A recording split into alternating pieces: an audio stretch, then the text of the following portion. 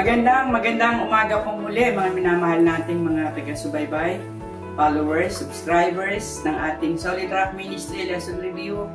Tayo po ngayon ay muli magsasama-sama. Nasa ika-4 na po tayong topic ng ating quarter na ito. At kami po ay muling nagagalak na muli tayong magkakausap-usap. Ang pamagat po ng ating topic ngayon ay ang mga bansa, unang bahagi. At kagaya po ng ating ginagawang palagian, babanggitin po namin ang mga pangalan ng mga nag-notify ng ating program.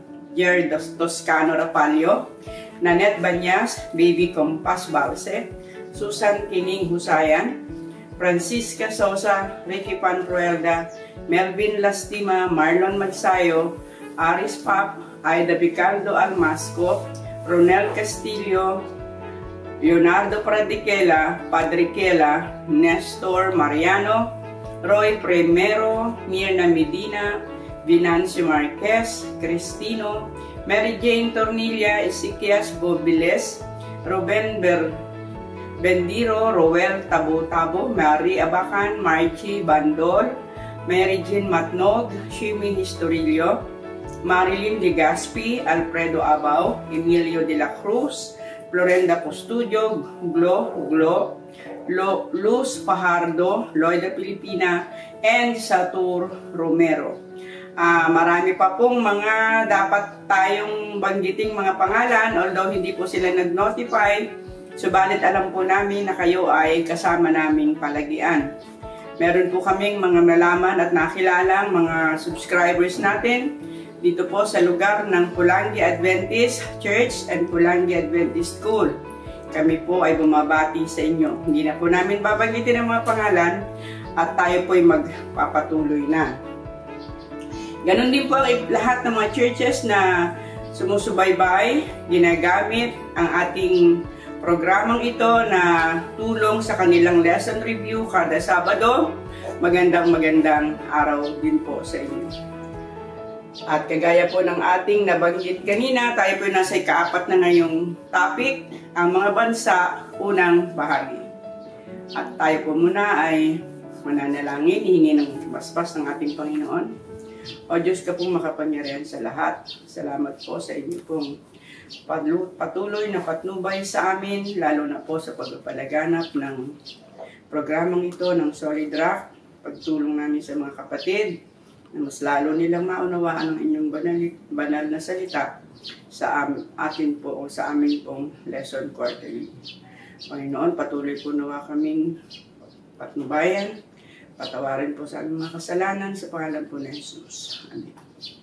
Ang ating pong talatang sauluhin ngayon ay nasa Daniel 7:14. Binigyan siya ng kapangyarihan, kaluwalhatian at kaharian upang ang lahat ng mga bayan, bansa at mga wika ay maglingkod sa Kanya. Ang Kanyang kapangyarihan ay walang hanggang kapangyarihan na hindi lilipas at ang Kanyang kaharian ay hindi mawawasak. Ang aklat ng Apokalipsis ay nagsasaad ng solusyon sa suliranin na kinasadlakan ng sangkatauhan. Inilalarawan ang katapusan ng kamatayan, pagsasauli sa magandang halamanan at panunumbalik ng tamang relasyon sa Diyos at kapwa. Ang aklat ng Daniel at kapahayagan ay kapwa naglalarawan ng malaking suliranin at pinagmulan nito. Ang pagsusumikap ng tao na kontrolin ang paghahari sa mundo na marapat sa Panginoon. Ito ang dahilan ng kahirapan at mga kabagabagan sa mundong ito. Libong taon na ang nagdaan, marami na ang naghari, pawang nabigong maghatid ng katwiran. Maging mga pinakamabuting hari ay pawang nagkulang. At pagkaminsan ay malalang pagkukulang ang mga nagawa. Darating ang araw, higit at higit pang kasamaan ang mangyayari dahil sa pagsusumikap na kontrolin ang sangkatauhan. Ang hinihintay natin ay ang paghahari ng katwiran kapag naghari na ang Panginoon. Narito po ang mga katanungan na pag-uusapan natin sa araw na ito. Una, ano ang aral na itinuturo ng kwento ng buhay ni Nimrod? Pangalawa, ano namang aral ang nais ituro ng Panginoon sa pagtawag niya kay Abram upang lumabas mula sa kanyang bayan? Pangatlo, ano ang malaking pagkakaiba ng paghaharing tao sa paghahari ng Diyos? Pang-apat, anong babala ang ibinigay ni Kristo sa kanyang iglesia? At pang-lima, ano ang layunin ng Diyos sa pagtawag sa kanyang bayang pag-aari? Balik po tayo sa unang tanong, ano ang aral na itinuturo ng kwento ng buhay ni Nimrod? Alright, isang magandang araw muli mga minamahal mga kapatid. Tayo po ay magpapatuloy sa pag-aaral. Titingnan po natin ang sinasabi sa Henesis 10:1 hanggang 12. Ano po ba ang sinasabi? Ito nga ang salit-saling lahi ng mga anak ni Noe. Si Sem, si Cham, si Japet at sila yung nagkaanak pagkaraan ng bahang gumunaw. Ang mga anak ni Japet, si Gomer at si Magog at si Maday at si Haban at si Tubal at si Mesek at si Tiras. Ang mga anak ni Gomer, si Astinas at si Rifat at si Togarma. At ang mga anak ni Jaban, si Elisa, si Tarsis, si Sitim at si Dodanem. Sa mga ito, nangababahagi ang mga pulo ng mga bansa sa kanilang mga lupain, na bawat isa ay ayon sa kanya-kanyang wika, ayon sa kanilang angkan sa kanilang bansa. At ang mga anak ni Cham, si Kas at si Misraim at si Put at si Kanaan. At ang mga anak ni Kus, si Siba at si Habila at si Sabta at si Raama at si Sabtek. At ang mga anak ni Raama, si Siba at si Dedan. At naging anak ni Kus si Nimrod, siyang nagpasimulang maging makapangyarihan sa lupa. Siya ay makapangyarihang mangaso sa harap ng Panginoon, kaya't karaniwang sabihin gaya ni Nimrod na makapangyarihang mangaso sa harap ng Panginoon. At ang pinagsimulan ng kanyang kaharian ay ang Babel, at ang Erek at ang Akad at ang Kalne sa lupain ng Shinar. Ayan, so dito po ay ipinahayag na si Nimrod ay naging makapangyarihan. Mighty, ang sinasabi yan. At siya ay naging makapangyarihan, mangangaso sa harap ng Panginoon. Sa unang tingin natin, para bagang ordinaryo lang yung sinasabi na siya ay isang magaling na mangangaso sa harap ng Panginoon. Subalit kung ating pong titingnan mabuti ang ibig sabihin nito, yung pagsasabing siya ay naging makapangyarihan sa harap ng Panginoon, ibig sabihin, ibinilang siya na mas makapangyarihan kaysa sa Panginoon. Ibig sabihin, una siya kaysa sa Panginoon. Kaya sinasabing sa harap ng Panginoon. Ibig sabihin, pumapangalawa lang sa kanya ang Panginoon. Siya'y naghari sa Babel at sa Nineveh. So dito po, ang pinag-uusapan ay nag-umpisa ng itaas ni Nimrod yung kanyang sarili at siya ay itinataas at tinatanaw ng kanyang mga kasamahan na he is before the Lord. Ibig sabihin, una siya bago ang Panginoon. Pangalawa lang ang Panginoon. Ang nangunguna na ay si Nimrod. Dito nag-umpisa ang lahat ng suliranin na naging malala sapagkat nag-umpisa na si Nimrod, i-introduce niya na ang tao ang maghahari, pangalawa lang ang Diyos. Okay, at ngayon po ang pangalawang tanong, ano namang aral ang naisituro ng Panginoon sa pagtawag niya kay Abram upang lumabas mula sa kanyang bayan? Alright, titingnan po natin sa Kapitulo 12, 1 hanggang 9. Ito ay matapos lang na banggitin yung paghahari ni Nimrod. Tingnan natin kung ano na ang ginawa. Sinabi nga ng Panginoon kay Abram, umalis ka sa iyong lupain at sa iyong mga kamag-anak at sa bahay ng iyong ama na ikaw ay nasa lupain ikaw ay pasalupaing ituturo ko sa iyo at gagawin kitang isang malaking bansa at ikaw ay aking pagpapalain at papadakilain ko ang iyong pangalan at ikaw ay magiging isang kapalaran at pagpapalain ko ang mga magpapala sa iyo at susumpain ko ang mga susumpa sa iyo at pagpapalain sa iyong lahat ng angkan sa lupa. Kaya't yumaon si Abram ayon sa sinilita sa kanya ng Panginoon at si Lot ay sumama sa kanya at si Abram ay may 75 taon nang umalis si Haran. At isinama ni Abram si Sarai na kanyang asawa at si Lot na anak ng kanyang kapatid at lahat ng pag-aaring kanilang natipon at mga taong kanilang nakuha sa Haran at nagsialis upang pasalupain ng Kanaan at dumating sa lupain ng Kanaan at naglakbay sa lupain si Abram hanggang sa dako ng Shechem hanggang sa punong insina ng More at nooy nasa lupaing yaon ng Kanineo. At nagpakita ang Panginoon kay Abram at nagsabi, sa iyong lahi ibibigay ko ang lupain ito. At siya nagtayo roon ng isang dambana sa Panginoon na nagpakita sa kanya. At mula roon ay lumipat siya sa bundok na nasa silanganan ng Bethel. At doon niya itinayo ang kanyang tolda na nasa kalnuran ang Bethel. At nasa silangan ng Hai. At siya ay nagtayo roon ng dambana sa Panginoon at sinambitla ang pangalan ng Panginoon. At si Abram ay naglakbay na nagtuloy sa dakong timugan. So dito po, si Abram ay tinawagan ng Panginoon na lumabas mula doon sa kanyang bayan. At ang sabi ng Panginoon, pumunta ka sa isang lugar na ituturo ko sa iyo. Doon ay pagpapalain kita upang ikaw ay maging pagpapala sa mga tao. Dito po ay nais ng Panginoon na ipakilala na ang marapat na gawain ng isang tao, ng isang namumuno ay maging pagpapala. Hindi kagaya nung inumpisa ni Nimrod na yung mga tao ay naglilingkod sa kanya. Dito ang ibig ng Panginoon ay maging pagpapala ang kanyang pagkatawag kay Abraham. Palalaki niya ito at siya ang magpapala. So ibig sabihin, ipapakilala ang Diyos na siya ang tunay na hari at ang paghahari niya ang tunay na nagbibigay ng kapayapaan, tunay na nagbibigay ng kasaganaan. So ito yung layunin ng Panginoon. Kaya tinawag niya si Abram. Tingnan pa natin sa Deuteronomio 4:5 hanggang 9. Ano ang sinasabi ng Panginoon? Narito aking tinuruan kayo ng mga palatuntunan at ng mga kahatulan na gaya ng inuutos sa akin ng Panginoon kong Diyos, upang inyong gawing gayon sa gitna ng lupain na inyong paruroonan upang ariin. Ingatan nga ninyo at inyong isagawa sapagkat ito ang inyong karunungan at ang inyong kaalaman sa paningin ng mga tao na makaririnig ng mga palatuntunan ito at magsasabi, tunay na ang dakilang bansang ito ay isang pantas at maalam na bayan, sapagkat anong dakilang bansa nga ang may Diyos na napakalapit sa kanila na gaya ng Panginoon nating Diyos kailanman tayo tumawag sa Kanya. At anong dakilang bansa nga ang may palatuntunan at mga kahatulang napakatuwid na gaya ng buong kautosang ito na aking inilalagda sa harap niyo sa araw na ito.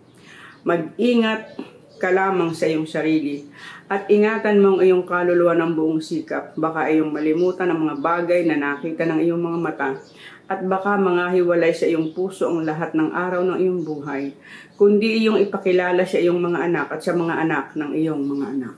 So dito ay nais ng Panginoon na ipakita na bagamat sila'y maliit na bansa, wala kahit yung pinakamalaking kaharian, ay hindi maaring maging katulad nila na ang Diyos ay napakalapit, na ang Diyos ay nagpapala, na ang Diyos ay nagbibigay ng karunungan, ng kaalaman na higit saan mang makukuha mo sa pinakamalaking bansa sa sanlibutan ito. So ito yung nais ng Panginoon na ituro na bagamat sila yung pinakamaliit, bagamat sila yung kukunti, ipakikita ng Panginoon kung papaano kapag siya ang ginawang Panginoon, siya ang ginawang hari, ay kanyang pagpapalain, kanyang padadakilain, bagamat ito'y napakaliit. So dito po, ibig ng Panginoon na yung kanyang tinawagan, si Abram, at yung mga Israelita nung kanyang tawagan, nais ng Panginoon ipakita sa sanlibutan na hindi sa pamagitan ng pandadahas, hindi sa pamagitan ng lakas, magkakaroon ng kayamanan, kung hindi sa pagsunod sa lahat ng kalooban ng ating Panginoong Diyos. Sapagkat ang Diyos, siya ang magpapala. Siya ang mag-aangat sa tao ayon sa kaniyang katapatan at sa kaniyang kapangyarihan. So, inais ng Panginoon na ipakita sa buong sanlibutan sa mga malalaking mga bansa na siya ang makapangyarihan sa lahat. Siya yung marunong, ang kanyang mga palatuntunan ay mabuting palatuntunan na nagpapapantas sa tao at nagbibigay ng tunay na kasaganaan na hindi kinakailangang gumamit ng dahas, hindi kinakailangang gumamit ng lakas upang makamtan ang kayamanan at kasaganaan at gayon din ang kapayapaan. Okay, at ngayon naman po sa ating pangtatlong katanungan, ano ang malaking pagkakaiba ng paghaharing ito sa paghahari ng Diyos? At tingnan natin sa 1 Samuel 8:4 hanggang 18. Nang magkagayoy, nagpipisan ang mga matatanda ng Israel at naparoon kay Samuel sa Ramata. At kanilang sinabi sa kanya, narito ikaw ay matanda na at ang iyong mga anak ay hindi lumalakad sa iyong mga daan. Gayon may lagyan mo kami ng isang hari upang humatol sa amin, gaya ng lahat ng mga bansa.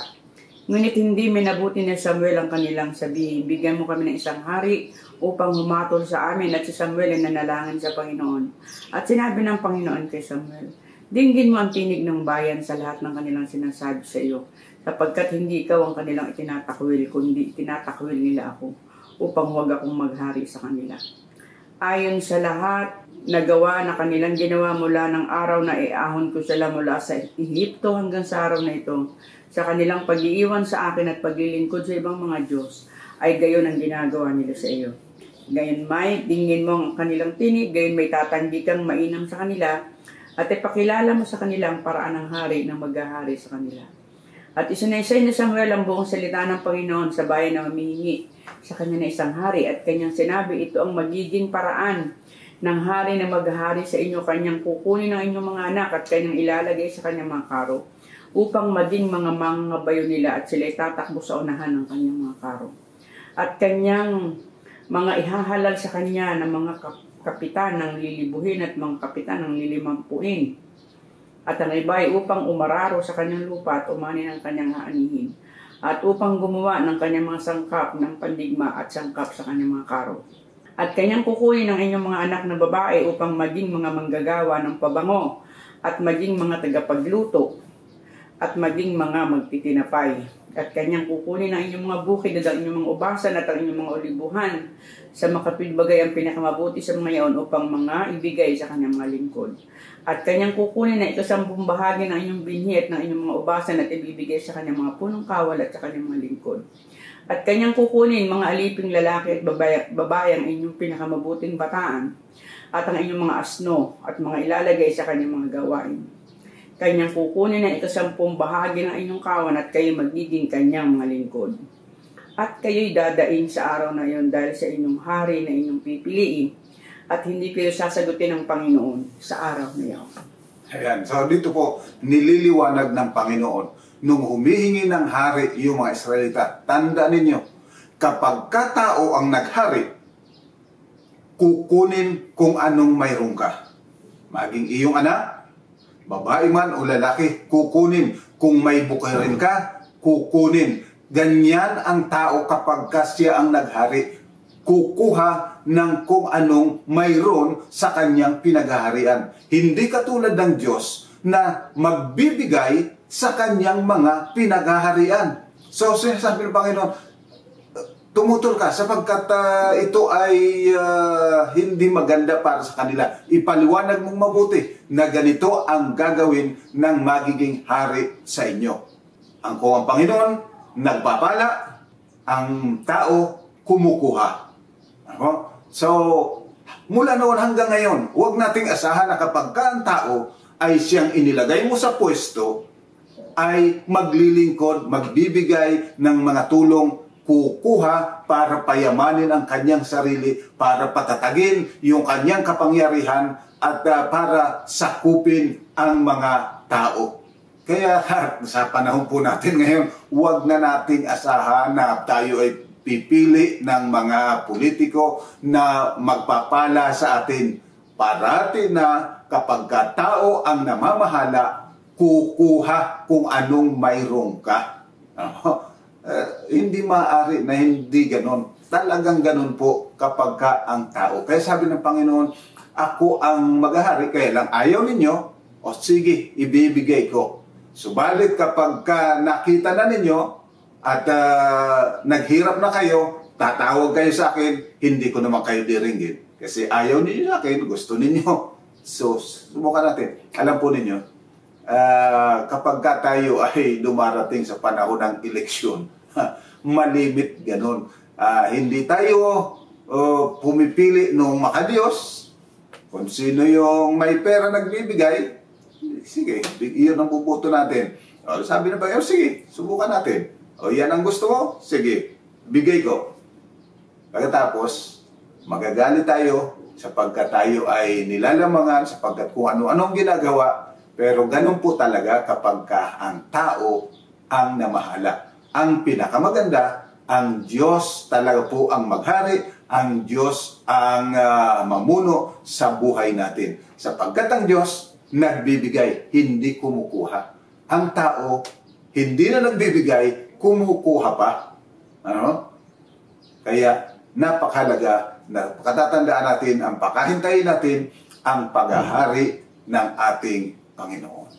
Okay po, at ngayon naman sa ating pang-apat na katanungan, anong babala ang ibinigay ni Kristo sa kanyang iglesia? Alright, tingnan po natin dyan sa Mateo 20:25 hanggang 28. Datapot sila'y pinalapit ni Jesus sa kanya at sinabi na laman ninyo na ang mga pinuno ng mga hintil ay nangapapanginoon sa kanila. At ang kanilang mga dakila ay nagsisigamit ng kapahamalaan sa kanila. At sa inyo'y hindi magkakagayon, kundi ang sino mang mag-ibig na dumakila sa inyo ay magiging lingkod ninyo. At sino mang mag-ibig na maging una sa inyo ay magiging alipin ninyo.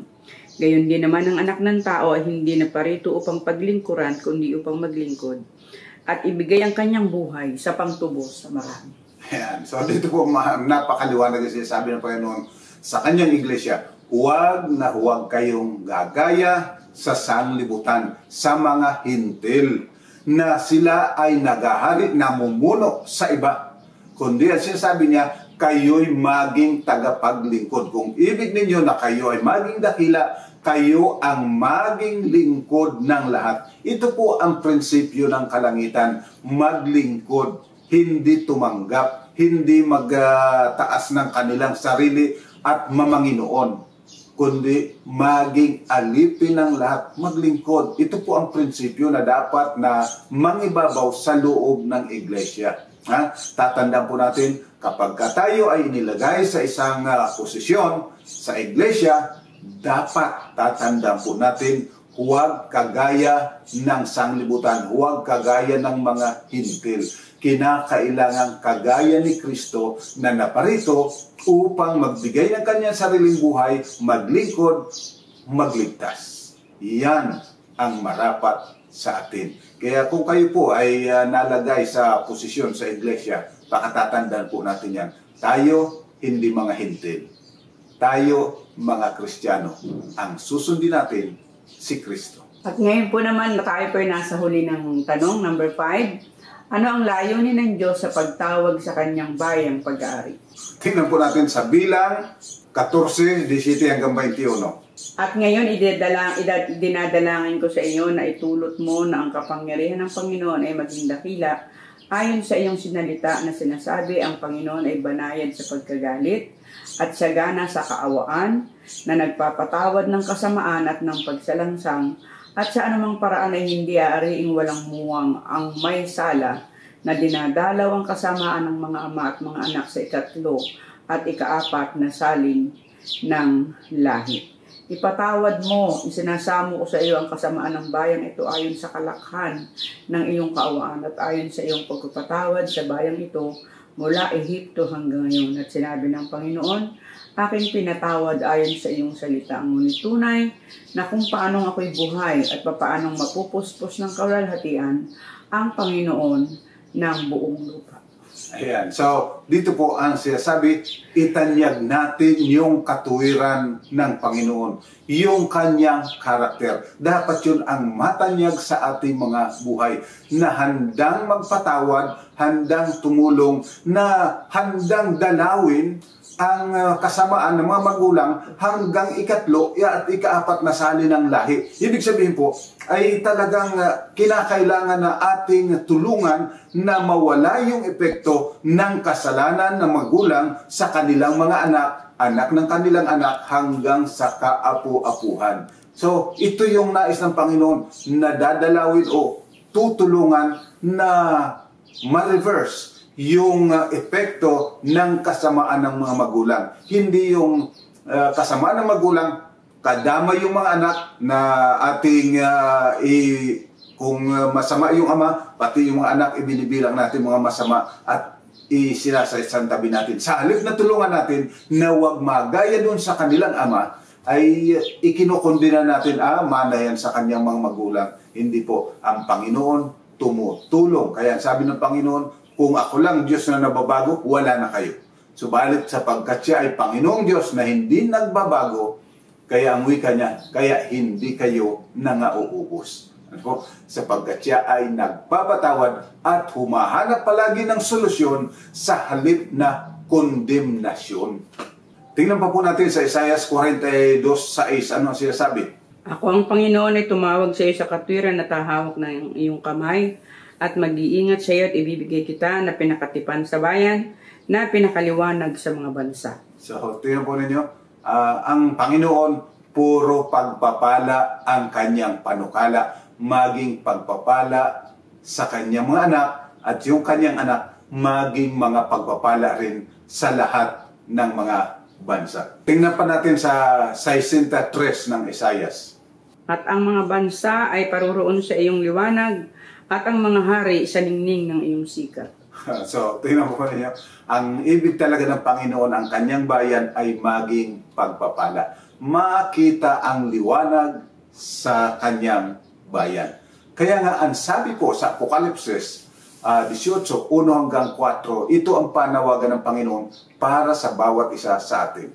Pagkatapos ng mga bagay na ito ay nakita ko ang ibang anghel na nanaog mula sa langit na may dakilang kapamahalaan at ang lupa ay naliwanagan ng kanyang kaluwalhatian at siya sumigaw ng malakas na tinig na nagsasabi, naguho, naguho ang Babilonya, ang dakilang Babilonya at naging tahanan ng mga demonyo at kulungan ng bawat espiritong karumaldumal at kulungan ng bawat karumaldumal na kasuklam-suklam ng mga ibon.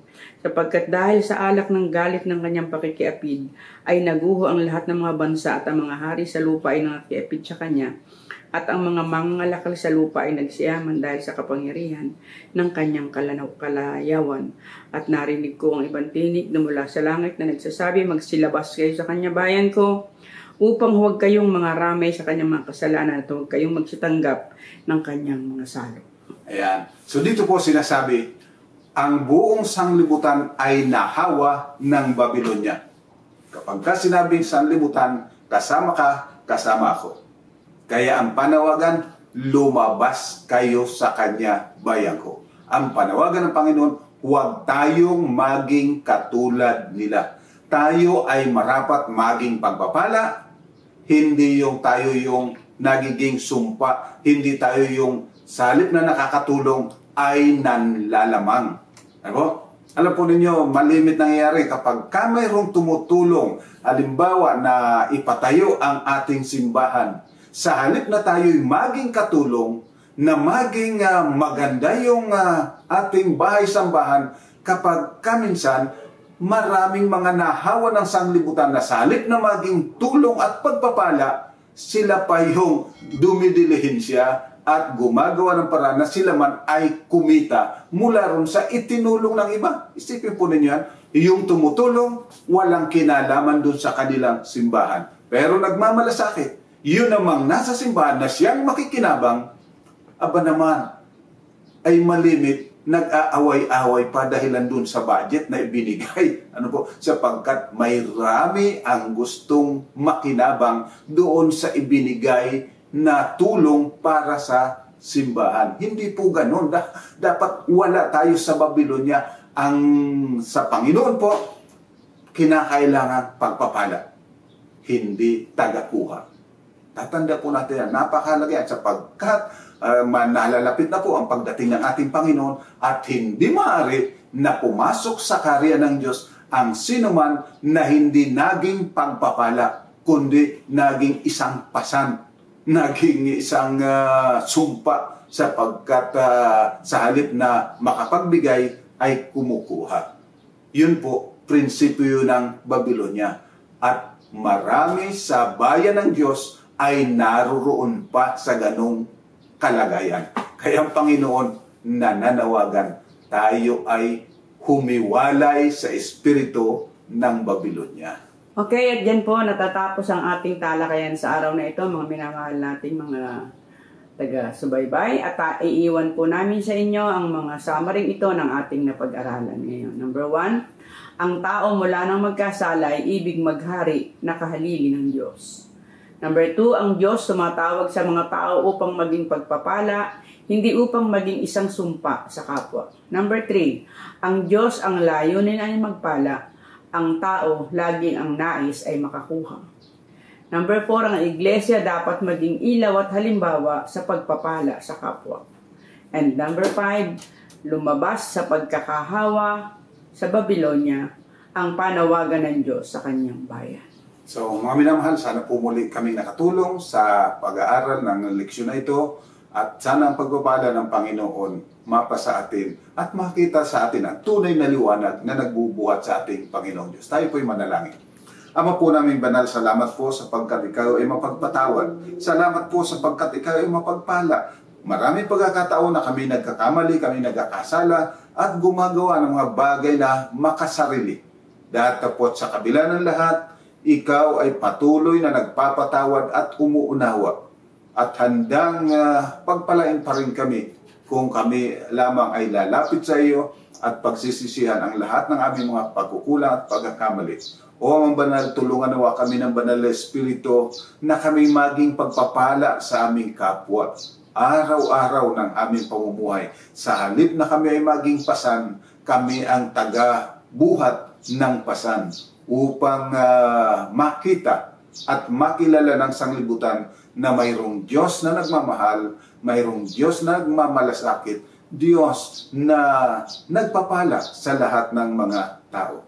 Pagpatawad po nawa lahat ng aming pagkukulang pagkakasala sa ngalan po ng aming Panginoong Jesus. Amen. So mga minamahal, ang pagpapala ng Panginoon, makamta natin sama-sama at patuloy sana na tayo'y lumago sa kapangyarihan ng Banal na Espiritu. Hanggang sa susunod po, patuloy po nating i-share ang pabalitang ito sa iba upang marami pa ang makinabang. Salamat po, pagpalain tayong lahat ng Panginoon.